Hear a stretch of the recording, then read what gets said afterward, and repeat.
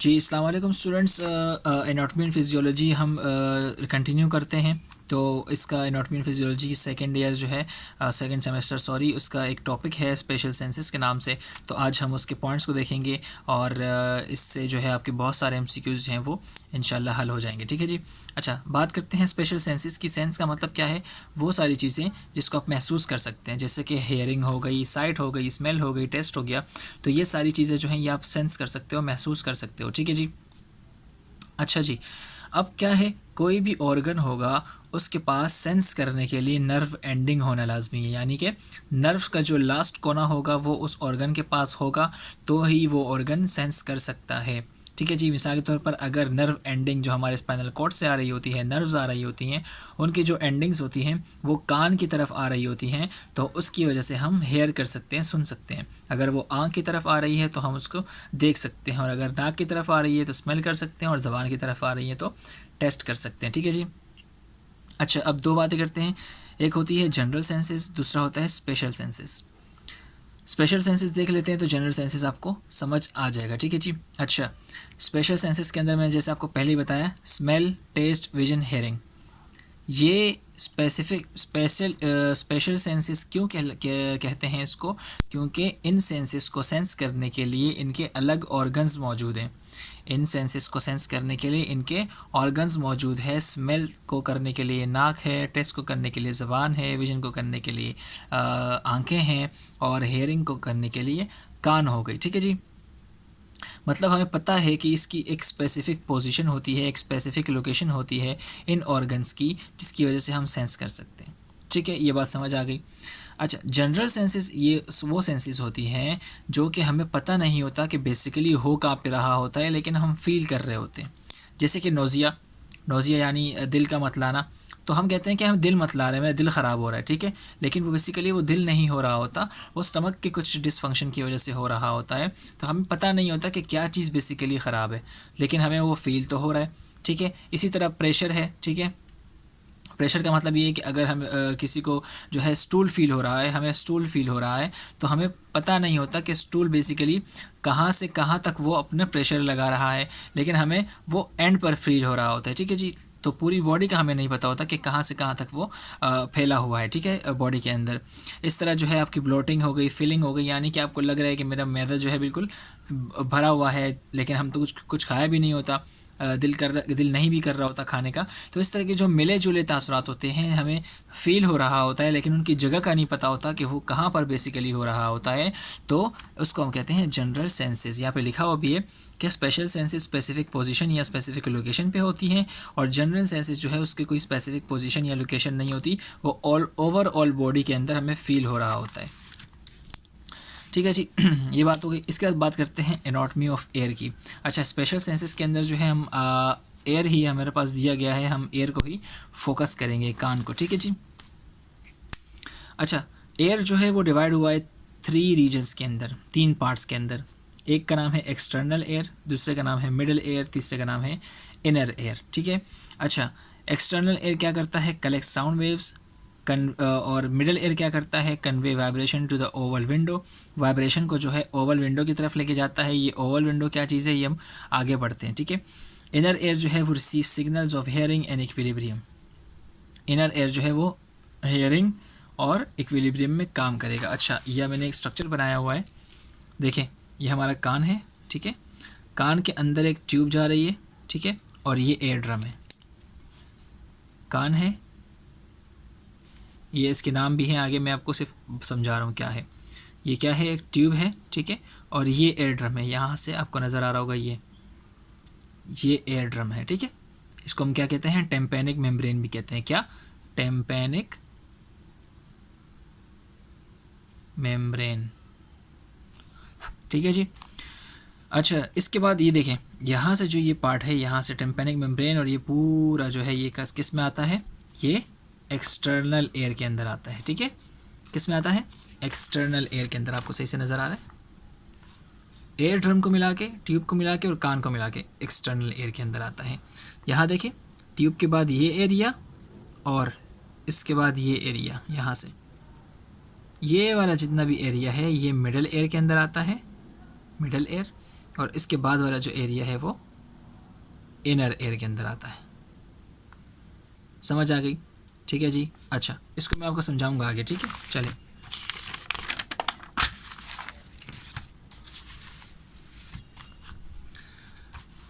अच्छा, 3 bones of air namely malleus, incus and steps are called auditory ossicles। ठीक है, ये देखिए यहाँ पर मैं आपको समझा रहा हूँ, दिखा रहा हूँ। ये मैंने एक कान बनाया है, ये एक ऑडिटरी ट्यूब है, ठीक है, ये एयर ड्रम है। यहाँ पर इसके साथ अटैच होती है एक बोन, छोटी सी बोन ये मैंने बनाई, ये क्या कहलाती है? मेलियस। ठीक है जी। अच्छा, इसी के साथ एक कनेक्टेड होती है एक छोटी सी बोन और, इसका नाम है इनकस। और इसी के साथ आगे अटैच होती है एक और बोन, इसका नाम है स्टेप्स। ठीक है, क्या है? एयर ड्रम के बाद एक अटैच है बोन मेलियस, उसी मेलियस के साथ अटैच है इनकस, और इनकस के साथ अटैच है स्टेप्स। ठीक है जी। ये 3 बोन्स जो हैं, इन तीनों को मिलाकर हम तीनों को एक साथ नाम देते हैं ऑडिटरी ऑसिकल।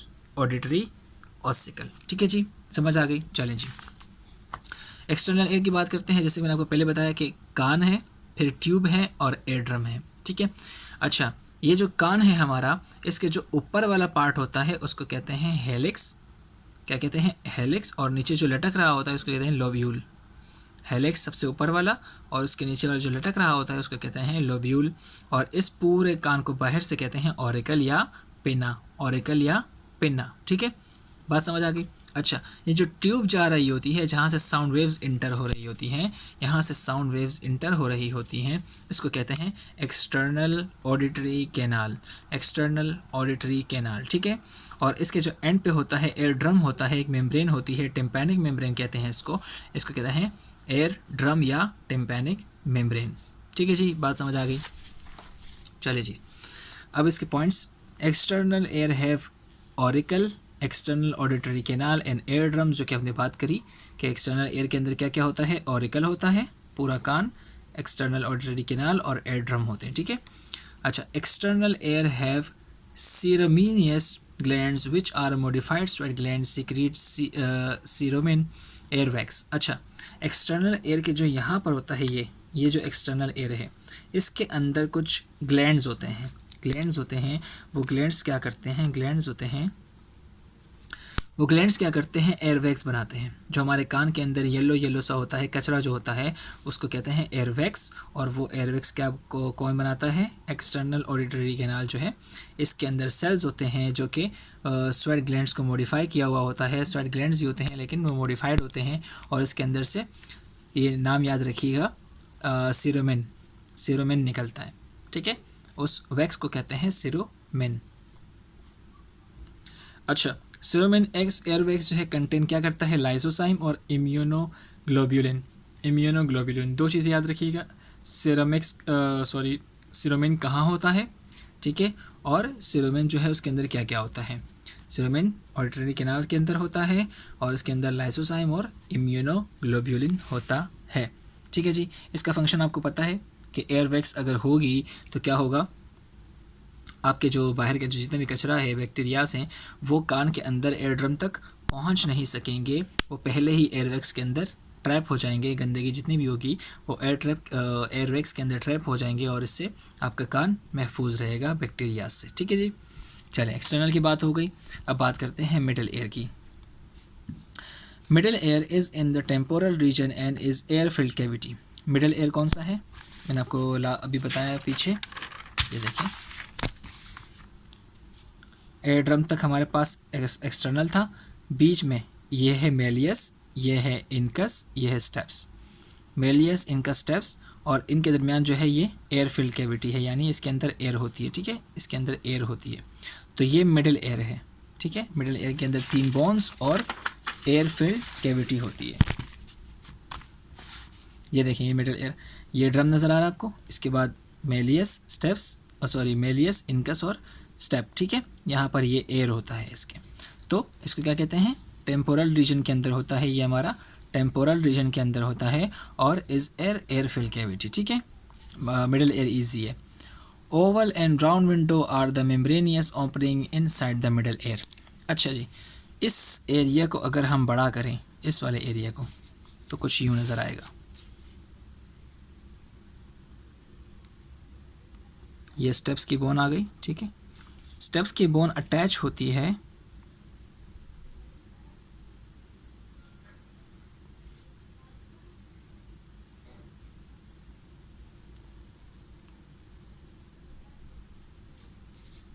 ये देखें, इसी को मैंने बड़ा करके दिखाया। यहाँ पर ये अटैच होती है एक छोटी सी ओपनिंग के साथ, इसको कहते हैं ओवल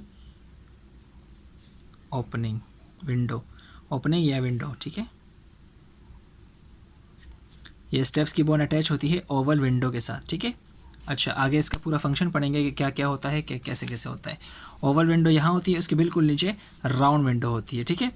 चलिए,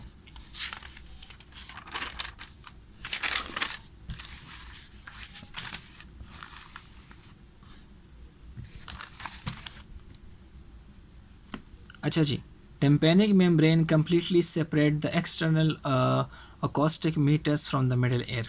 टेम्पेनिक मेम्ब्रेन जो होती है ये अलग कर रही होती है external acoustics meatus. Acoustic meatus मतलब वही जो हड्डियाँ होती हैं, जो 3 हड्डियाँ हैं, उसी को कह रहे हैं कि उसको बिल्कुल अलग कर रही होती है मिडल एयर से। मिडल एयर अलग है, एक्सटर्नल एयर अलग है, तो बीच में जो अलग कर रही होती है वो टेम्पेनिक मेम्ब्रेन, यानी जो पर्दा होता है, एयर ड्रम होता है, वो अलग कर रहा होता है मिडल एयर को और एक्सटर्नल एयर को, ठीक है जी। अच्छा, अब मिडल एयर के अंदर ऑडिटरी ऑसिकल जो है वो कनेक्टेड बाय साइनोवियल जॉइंट, बहुत इंपॉर्टेंट, ठीक है। ये आप याद रखेंगे कि जो ऑडिटरी ऑसिकल्स होते हैं, यानी मेलियस, इनकस और स्टेप्स, इन दोनों के, तीनों के दरमियान जो जॉइंट होता है वो साइनोवियल जॉइंट होता है। साइनोवियल जॉइंट का मतलब है कि इसके अंदर फ्लूइड होता है जो कि मूवमेंट में काम कर सकता है, ठीक है। मेलियस की शेप देख लें, इनकस की शेप देख लें और स्टेप्स की शेप देख लें, ठीक है। अच्छा, मिडल एयर जैसे मैंने आपको पहले बताया कि एयर फिल्ड कैविटी होती है, इजी है, मिडल एयर इजी है बहुत, ठीक है। अच्छा, इनर एयर जो है ऑल्सो कॉल्ड लेबीरिंथ। इनर एयर को हम लेबीरिंथ भी कहते हैं, लेबीरिंथ, नाम याद रखिएगा, बहुत इंपॉर्टेंट, ठीक है जी। अच्छा, ये देखें, अब आप पीछे जो एयर का पूरा स्ट्रक्चर देखा आपने, उसके अंदर ऐसे स्नेल का शेल बना हुआ है, ठीक है। स्नेल का शेल बना हुआ है और उसके साथ कुछ और भी चीज़ें अटैच हैं। अच्छा, मैं आपको एक एक करके समझाता हूँ। देखिए, यहाँ पर अटैच है हमारे पास, यहाँ पर एक ओवल विंडो है, यहाँ पर एक राउंड विंडो है। ओवल विंडो के साथ अटैच है स्टेप्स, स्टेप्स के साथ अटैच है क्या,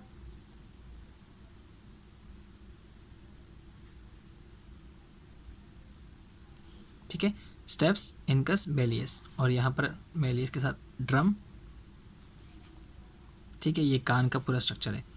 तो ये वाला जो एरिया है इसका, ये कहलाता है लेबीरिंथ, ठीक है। स्नेल जो शेल है इसका कहलाता है लेबीरिंथ। और ये आउटर जो होता है ये बोनी होता है, यानी बोन से बना हुआ होता है, ठीक है। और इसके अंदर सेम इसी तरह का एक मेम्ब्रेन टाइप का भी होता है, नरम सा हिस्सा भी होता है, उसको कहते हैं इनर लेबीरिंथ, जो कि मेम्ब्रेनियस बना हुआ होता है, ठीक है। ये देखें, यहाँ मैं आपको बना के समझाऊँ तो ये बाहर का एक शेल होता है, इसको ये बोनी बना हुआ होता है, और इसी के अंदर इसी तरह का एक और स्ट्रक्चर होता है, उसको कहते हैं मेम्ब्रेनियस लेबीरिंथ, ठीक है। अच्छा जी, अब जो है मेम्ब्रेनियस लेबीरिंथ और बोनी लेबीरिंथ, इनके दरमियान एक स्पेस होती है, खाली जगह होती है, इसको कहते हैं कोक्लिया। लेबीरिंथ आउटर वाला और लेबीरिंथ इनर वाला, इसके अंदर खाली स्पेस होती है, इसको कहते हैं कोक्लिया। और यहाँ पर जो ये स्पेस नज़र आ रही है इसको कहते हैं वेस्टिब्यूल। यहाँ पर एक स्पेस नज़र आ रही है, इसको कहते हैं वेस्टिब्यूल। अच्छा, मैं आपको एक पिक्चर भी दिखाऊंगा इसके दरमियान, तो आपको उससे ज़्यादा इजी समझ आ जाएगा, ठीक है जी। और ये आपके एंड में एक स्ट्रक्चर नज़र आ रहे हैं, उसको कहते हैं सेमी सर्कुलर कैनाल्स। अच्छा, बात करते हैं कि इनर एंड किन किन चीज़ों पर डिपेंड करता है, किन किन चीज़ों से बना हुआ होता है। तो सबसे पहले इसके अंदर आता है सेमी सर्कुलर कैनाल, फिर कोक्लिया, फिर वेस्टिब्यूल। अच्छा, सेमी सर्कुलर कैनाल का फंक्शन क्या है, बैलेंसिंग में काम करेगा। वेस्टिब्यूल जो है वो भी बैलेंसिंग में काम करेगा, ठीक है जी। अच्छा, बोनी लेबिरिन हैज़, ये इंपॉर्टेंट पॉइंट्स हैं एमसीक्यूज़ के लिए, आप देख लें ज़रा। बोनी लेबिरिन हैज़ फ्लूइड कॉल्ड पेरिलिम्फ। बोनी लेबिरिन जो है, यानी कि ये जो स्ट्रक्चर है, जो शेल नज़र आ रहा है आपको आउटर वाला, इसके अंदर एक फ्लूइड होता है, उसको कहते हैं पेरिलिम्फ। और इसके अंदर जो स्ट्रक्चर है सेम इसी तरह का, उसके अंदर भी एक फ्लूइड होता है, उसको कहते हैं एंडोलिम्फ। ठीक है, एंडो मतलब अंदर, लिम्फ मतलब लिक्विड, पेरी मतलब आउटर। ठीक है, पेरीलिम्फ आउटर लिक्विड और एंडोलिम्फ यानी इनर लिक्विड। ठीक है। अच्छा जी, cochlea is like snail shape, जैसे कि हमने पहले बात की कि स्नेल शेल की तरह होता है। And has a function of sense of hearing and change of sound waves to electrical waves. बहुत इंपॉर्टेंट बात है। देखें, कोक्लिया जो है वो क्या करता है, इसका फंक्शन ये है कि ये हेयर करेगा, ठीक है, साउंड वेव्स को सुनेगा और उसको साउंड वेव्स को चेंज करेगा इलेक्ट्रिक वेव्स में। इलेक्ट्रिक वेव्स में क्यों चेंज करेगा? इसलिए चेंज करेगा क्योंकि दिमाग जो है उसके अंदर इलेक्ट्रिकल सिग्नल्स होते हैं, तो साउंड वेव्स को इलेक्ट्रिकल वेव्स के अंदर कन्वर्ट करके दिमाग की तरफ पहुंचाएगा और दिमाग उसको प्रोसेस करेगा कि ये क्या कह रहा है और फिर दोबारा से साउंड वेव्स में कन्वर्ट हो जाएगा। ठीक है जी, समझ आ गई बात? चलें। अच्छा जी, नेक्स्ट एमसीक्यूज़ के हवाले से बहुत इंपॉर्टेंट पॉइंट है कि पोटेशियम आयन जो है, पोटेशियम आयन जो है वो इम्पॉर्टेंट होता है हेयरिंग के लिए, यानी सुनने के लिए जो है पोटेशियम आयन बहुत ज़रूरी होता है। ठीक है। अच्छा, hearing and balancing is supported by 8 cranial nerve called vestibulo cochlear. ठीक है। अच्छा, हमारे जो ब्रेन के अंदर हैं वो ब्रेन के अंदर से यानी क्रेनियल कैविटी से जो है वो 12 नर्व्स निकल रही होती हैं जो कि पूरे हेड को कवर कर रही होती हैं। तो उसमें अंदर जो है 12 नर्व्स के अंदर जो 8वां नर्व है, 8वां जो क्रेनियल नर्व है उसका नाम है वेस्टिब्यूलो कॉकलियर, वो कर रहा होता है हेयरिंग और बैलेंस को सपोर्ट। यानी कि हेयरिंग और बैलेंस जो है वो वेस्टिब्यूलो कॉकलियर की वजह से पॉसिबल होती है। अगर ये ना हो तो हेयरिंग और बैलेंस में हमारा बिल्कुल 0/0 जो है रिस्पॉन्स हो। ठीक है। अच्छा, hearing receptors in snail shell are called hair cells and are 16,000 in numbers. जो मैंने आपको स्नेल शेल दिखाया था पीछे, जो हमारा इनर एयर के अंदर स्नेल शेल था, इसके अंदर रिसेप्टर्स होते हैं। रिसेप्टर मतलब जो कि सिग्नल्स को रिसीव करते हैं, साउंड वेव्स को जो है वो रिसीव करते हैं, तो उस रिसेप्टर को कहते हैं hair cell, HAIR, hair cells. तो उन हेयर सेल्स की जो तादाद होती है वो होती है 16,000 जो है वो इस शेल के अंदर मौजूद है दोनों साइड पे। ठीक है जी। अच्छा, signals are send by cochlear nerve to temporal lobe for sound. अच्छा, जब कोक्लियर नर्व की बात करते हैं तो कोक्लियर नर्व याद रखिएगा टेम्पोरल लोब को सिग्नल भेजता है ब्रेन के, टेम्पोरल लोब जो है उसको सिग्नल भेजता है ब्रेन के कोक्लियर नर्व साउंड के लिए। जब भी साउंड आएगा कोक्लियर नर्व जो है एक्टिवेट होगा और टेम्पोरल लोब को मैसेज भेजेगा। और जब क्या होगा, बैलेंस या इक्विलिब्रियम, जब हमारी बॉडी का पोस्चर जो है यानी बैलेंसिंग और इक्विलिब्रियम की बात होगी, तो वेस्टिब्यूलर नर्व जो है वो सेरिबलम को सिग्नल सेंड करेगा। वेस्टिब्यूलर नर्व सेरिबलम को सेंड करेगा बैलेंस और इक्विलिब्रियम के लिए। कोक्लियर नर्व टेम्पोरल को करेगा सेंड सिग्नल साउंड के लिए। साउंड और बैलेंसिंग, इक्विलिब्रियम, ये दोनों अलग अलग चीज़ें होती हैं। ठीक है। तो साउंड की बात करेंगे तो कोक्लियर नर्व टेम्पोरल लोब को सेंड करेगा, और बैलेंसिंग और इक्विलिब्रियम की बात करेंगे तो वेस्टिब्यूलर नर्व सेरिबलम को करेगा सेंड सिग्नल। ठीक है। अच्छा, स्टैटिक इक्विलिब्रियम। स्टैटिक इक्विलिब्रियम क्या है? जब बंदा जो है वो खड़ा हुआ होता है, ठीक है। और डायनामिक इक्विलिब्रियम क्या है? जब पर्सन मूव कर रहा होता है और उसकी बैलेंस में जो काम कर रहे होते हैं वो डायनामिक इक्विलिब्रियम कहलाता है। तो students, last but not least बात करते हैं क्रेनियल नर्व्स की। 12 क्रेनियल नर्व्स निकल रही होती हैं हमारे, मतलब ये अगर ब्रेन में दिखाऊं आपको तो ब्रेन के अंदर से निकल रही होती हैं ऐसे, ब्रेन के अंदर से निकल रही होती है, स्पाइनल कॉर्ड से निकल रही होती है, ऐसे नर्व्स निकल रही होती है, धागे निकल रहे होते हैं, 12 धागे निकल रहे होते हैं, पैर। ठीक है, एक तरफ के 12 दूसरी तरफ के 12 यानी पैर के अंदर होते हैं ये। तो ये नर्व्स क्या क्या हैं याद ये देखते हैं। Olfactory, optic, oculomotor, trochlear, trigeminal, abducens, facial, vestibulocochlear, glossopharyngeal, vagus, accessory and hypoglossal. ये नाम आपको याद रखने की ज़रूरत होगी। ठीक है, आप पहले ये नाम याद रखेंगे और उसके बाद आपको एक शॉर्ट में दिखाता हूँ कि इसको कैसे याद रख सकते हैं आप इसको देखें, यहाँ देखें, ओ से ओ, दूसरा ओ और फिर तीसरा ओ, ओ ओ ओ। ट्रोक्लियर से आएगा टच, टी से हमने यहाँ निकाला टच, ट्राई से हमने निकाला ट्राई, ए से हमने निकाला एंड, एफ से निकाला फील, वी से निकाला वेरी, जी से निकाला गुड, वेगस से निकाला वुल्वा, ए से निकाला आ, और एच से निकाला हाइपोग्लोसा से निकाला हेवन। क्या बना? Oh oh oh, touch try and feel, very good vulva a heaven. Oh oh oh, touch try and feel, very good vulva a heaven. अगर इस तरह आप याद रखेंगे तो उम्मीद है कि आपको याद हो जाएगा। ठीक है जी। तो ओ से निकला ऑल फैक्ट्री, फिर ऑप्टिक, फिर ओक्यूलोमोटर, फिर trochlear, trigeminal, abducens, facial, vestibulo cochlear, glossopharyngeal, vagus, accessory and heaven. ठीक है जी। और इसके वो भी पोजीशन भी याद रखनी है कि कौन सा जो नर्व है वो क्या काम करता है। Olfactory smell, optic sight, oculomotor eye movement and pupil, यानी कि जो प्यूपिल की जो खुलना होगा, कम होना होगा, वो ओक्यूलोमोटर। ट्रोक्लियर जो है वो मूव आई, इसको आई को मूव करेगा। ठीक है। ट्राइजेमिनल जो है वो ट्राइजेमिनल जो है वो फेस सेंसेशन की बात करते हैं, ट्राइजेमिनल फेस सेंसेशन। एब्ड्यूसेंस जो है वो आई को मूव कराएगा। ठीक है। देखें ट्रोक्लियर आई मूवमेंट दोनों सेम है, एब्ड्यूसेंस जो है वो भी आई मूवमेंट के लिए है। ठीक है। फेशियल जो है आपको नाम से नज़र आ रहा है, फेस मूवमेंट होगी। वेस्टिब्यूलो कोक्लियर हमने भी बात कर ली कि हियरिंग और बैलेंस में काम करेगा। ग्लोसोफेरेंशियल, फेरिंग्स आ गया, इसका मतलब ये क्या है? टेस्ट और स्वेलो में काम करेगा। ठीक है। टेस्ट में और स्वेलोइंग में काम करेगा। वेगस जो नर्व है वो हार्ट रेट और डाइजेशन में काम करेगा। और एक्सेसरी जो है वो हेड मूवमेंट में काम करेगा। और हाइपोग्लोसल जो है वो टंग मूवमेंट में काम करेगा। तो इसके अंदर बहुत सारी चीज़ें हैं जो आपको समझ आ रही होंगी। देखें, ऑप्टिक का मतलब साइट होता है तो आपको ये इजीली लगेगा।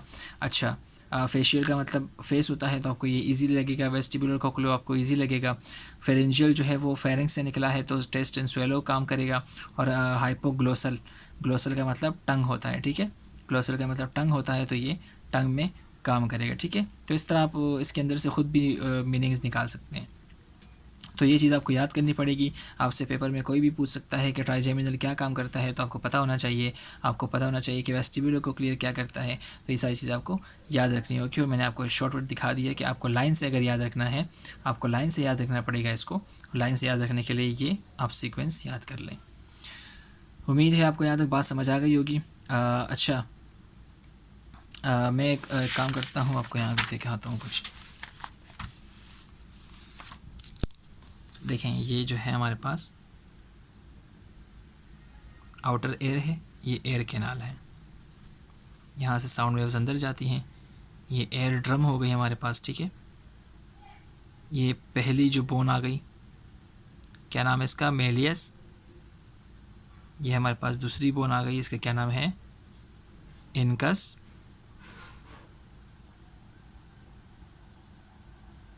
ये तीसरी बोन आ गई, इसका क्या नाम है? स्टेप्स। ठीक है। 3 बोन्स यहाँ आ गई। अच्छा,